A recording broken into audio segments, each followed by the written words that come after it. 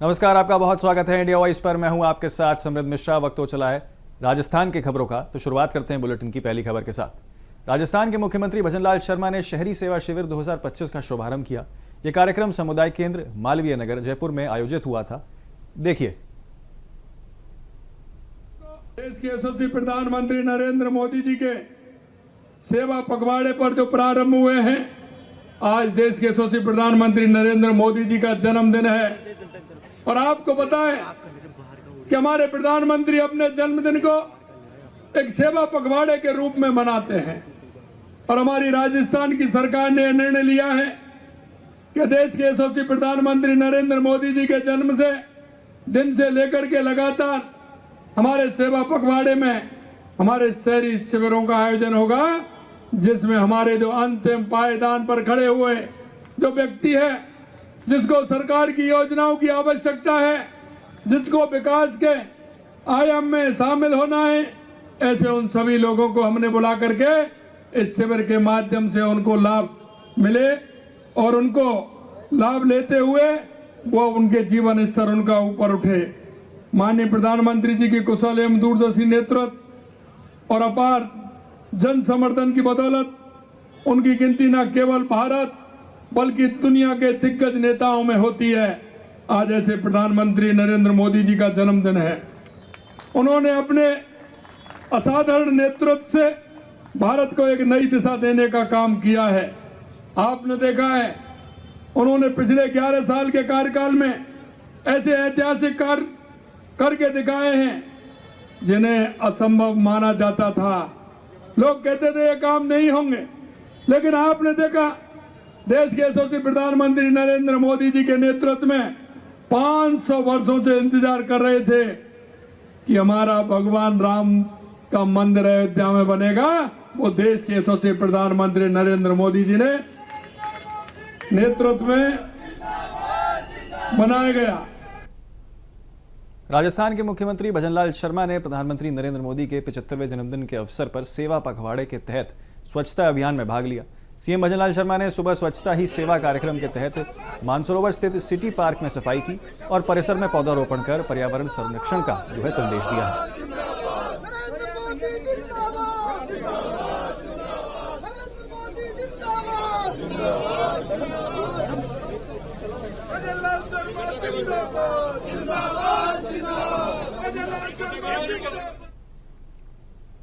प्रधानमंत्री मोदी के 75वें जन्मदिन पर राजस्थान की उप मुख्यमंत्री दिया कुमारी ने कहा कि दुनिया के सबसे लोकप्रिय नेता हैं प्रधानमंत्री मोदी और मैं उनको जन्मदिन पर बहुत शुभकामनाएं देती हूं।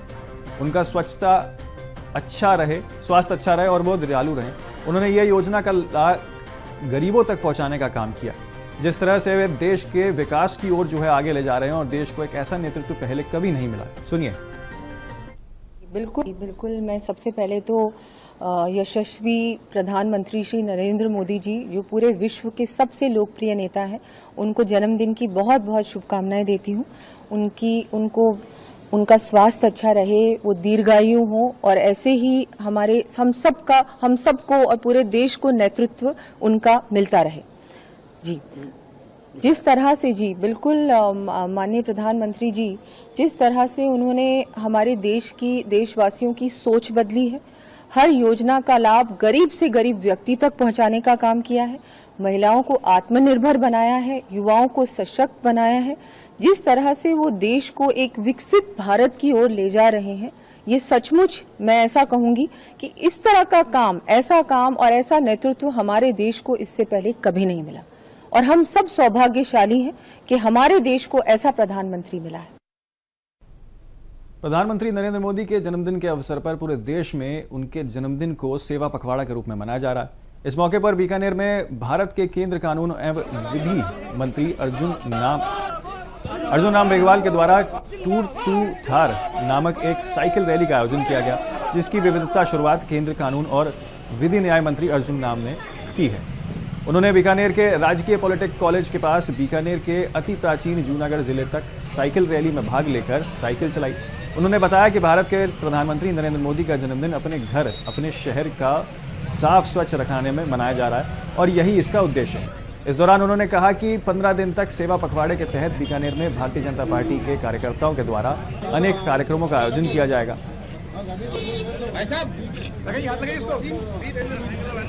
जी का 75वां जन्मदिन है और इस जन्मदिन के अवसर पर सेवा पखवाड़ा की शुरुआत हो रही है। ये पखवाड़ा हमारा 17 सितंबर से चल करके 2 अक्टूबर तक चलेगा और हर दिन हमारा कोई न कोई एक निश्चित प्रोग्राम हाथ में लिया हुआ है। जैसे आज का जो प्रोग्राम है वो स्वच्छ भारत मिशन का है। उस दिशा में लोग जगह जगह सफाई कर रहे हैं, एक संदेश दे रहे हैं, युवाओं को भी जोड़ रहे हैं, घर को स्वस्थ रखें, मोहल्ले को भी ठीक रखें, साफ सफाई हम गली में भी रखें, हमारे शहर में भी रखें। ये एक मैसेज जनता भी इससे जुड़ी है और दे रहे हैं।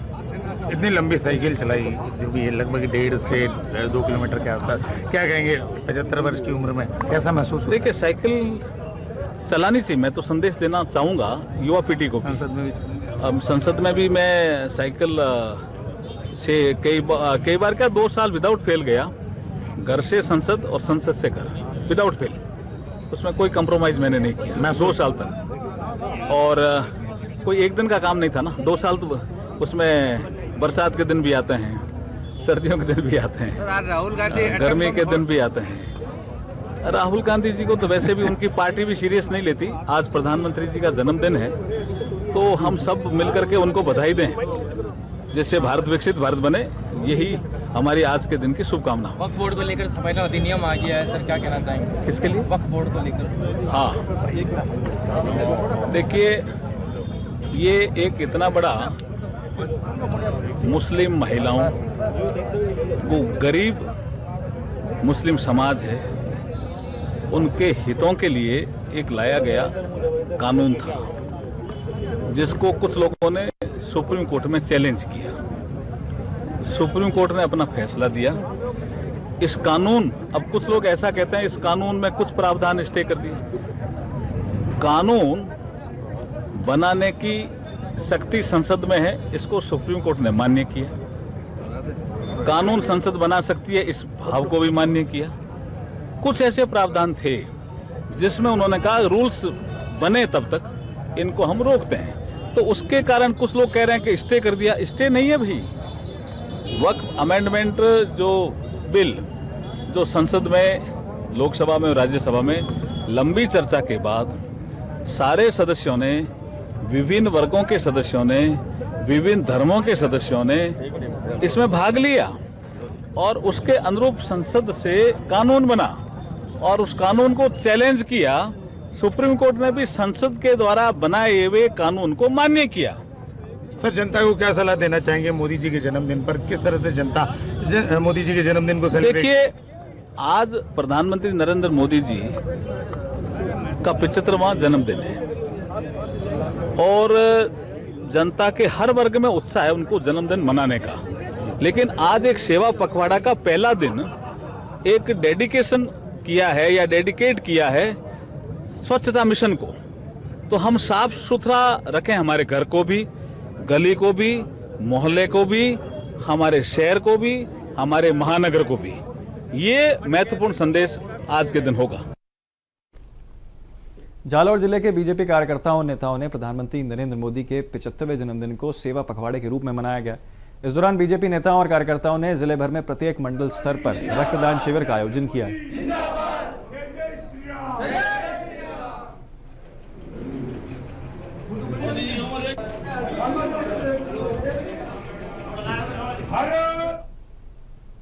नागौर जिला बीजेपी कार्यालय में बीजेपी प्रदेश अध्यक्ष मदन राठौर ने जीएसटी रिफॉर्म को लेकर कार्यकर्ताओं की बैठक ली है।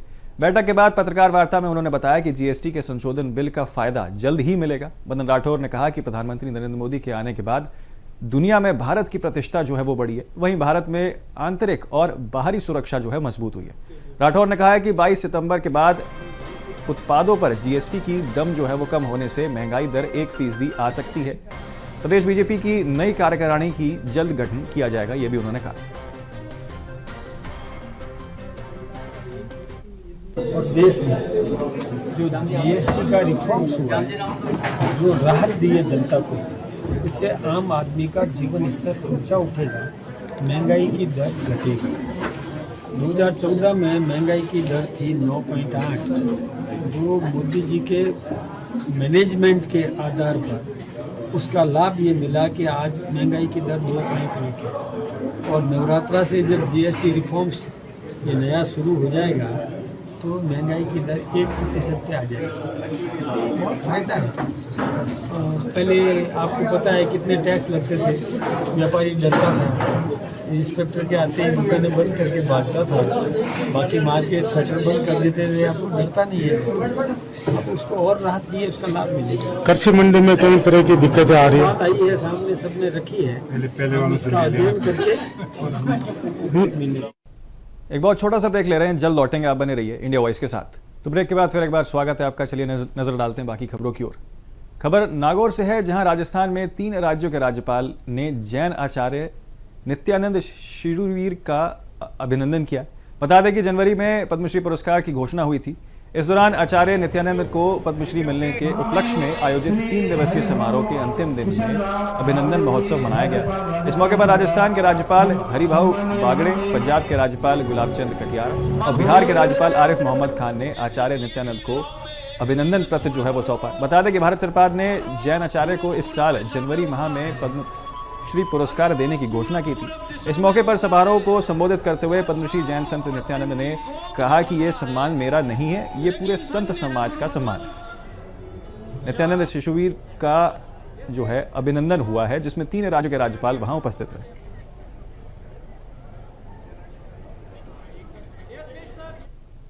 तो खबर नसीराबाद से है, जहां पूर्व विधायक महेंद्र सिंह गुर्जर के 59वें जन्मदिन पर पूरे क्षेत्र में हर्ष और उल्लास का माहौल जो है वो देखने को मिला। वहीं जन्मदिन के मौके पर सामाजिक और सेवा कार्यों की श्रृंखला जो है वो आयोजित की गई थी। कार्यक्रम की शुरुआत गौशाला से हुई, जहां युवा नेता राहुल गुर्जर ने गौमाता को गड़ और चारा खिलाया। इसी के साथ इसी क्रम में एवी सेवा संस्था ने गरीब बच्चों को भोजन वितरित कर समाज सेवा का संदेश दिया है। वहीं स्थानीय अस्पताल में मरीजों को फल वितरित भी किए गए हैं। इस सेवा कार्य के जन्मदिन के विशेष और प्रेरणादायक बनाया गया। इसके पश्चात कार्यक्रम ग्राम देराठू में पहुंचे, जहां राजकुमार मेघवंशी और राजेंद्र सिंह के नेतृत्व में केक काटा गया। ग्रामीणों ने उत्साहपूर्ण भाग लिया और पूर्व विधायक की दयालु और स्वस्थ जीवन की जो है कामना की है।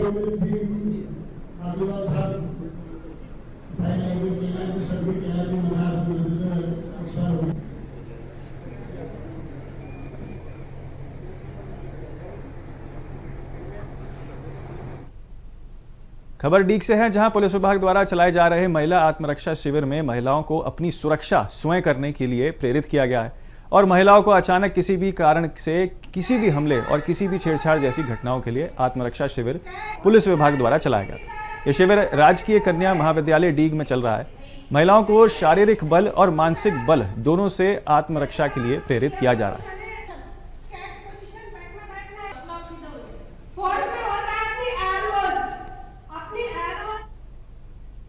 डीग के गांव ककड़ा में विवाहिता की संदिग्ध परिस्थितियों में मौत के बाद माहौल तनावपूर्ण हो गया है।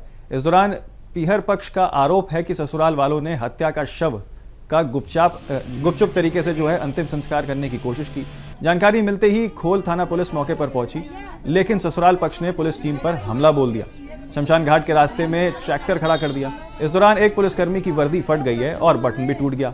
हमले की सूचना पर एएसपी डीग अखिलेश शर्मा भारी पुलिस बल के साथ मौके पर पहुंचे, जिसके बाद शव को कब्जे में लिया गया है।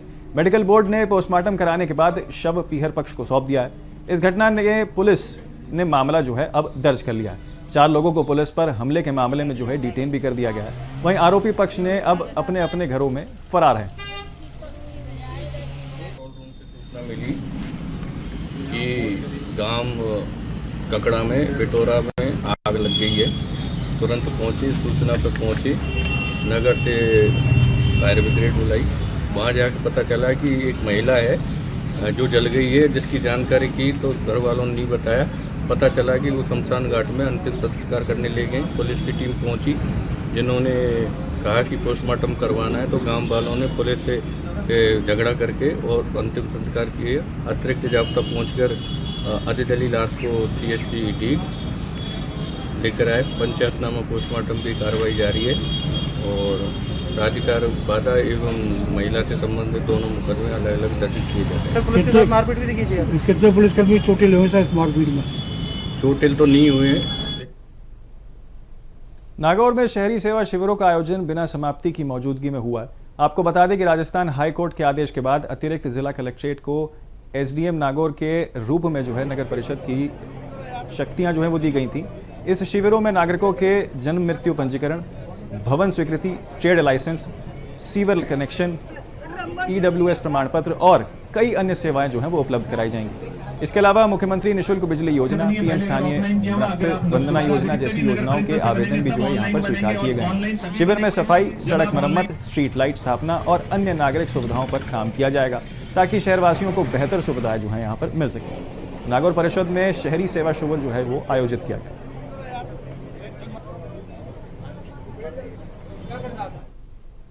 जालोर जिले के तूरा गांव में जवाई नदी में एक बस रपट पार करने समय जो है पानी के बहाव के कारण नदी में गिर गई। हालांकि जालमाल की कोई हानि जो है यहां पर नहीं हुई है। लोगों ने समय रहते सभी लोगों को बाहर निकाल दिया। बता दें कि हादसा सायरा के पास जो है गांव में हुआ है। दरअसल सभी यात्री सुंदा माता मंदिर दर्शन करके लौट रहे थे। इस दौरान जवाई नदी की रपट पार करते समय ये घटना जो है हुई है। सूत्रों के निरंतर पानी की बहाव के कारण जो है फिसलन भी थी, जिससे बस जो है अनियंत्रित हो गई और फिसलकर नदी में जो है गिर गई। वहीं ग्रामीणों ने सभी को बाहर निकाला, जिससे कोई जनहानि नहीं हुई। बस को क्रेन की मदद से जो है बाहर निकाला।